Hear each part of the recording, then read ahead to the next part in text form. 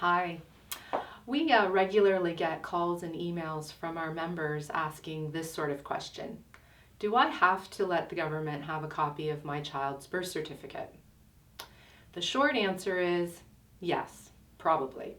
There's usually a legal justification for such a request. Does that mean you should always comply with every request for personal information? Not necessarily.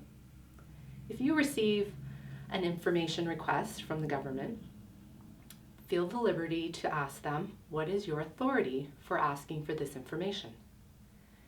By authority, I mean, what is the law that permits or requires the request for information? Back to the example of a birth certificate. Maybe you don't have a birth certificate for your child, but perhaps you have another form of identification, such as a passport or citizenship card. The government authority should accept an alternate form of ID.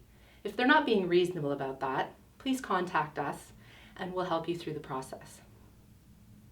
Now, there are other laws that prohibit the requesting of information and laws that limit how it can be shared. So sometimes government offices can share data between them, but there are very special rules and procedures they must follow.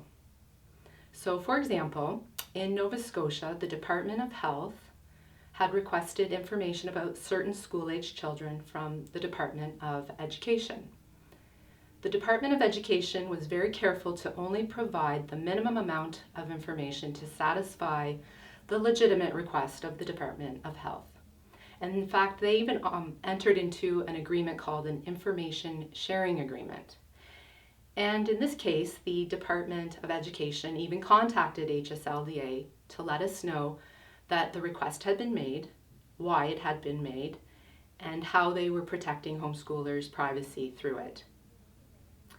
So we are always happy to hear from you about these issues and help you through a process to make sure that the request is both legitimate and being carried out in a way that protects your privacy to the maximum of the law.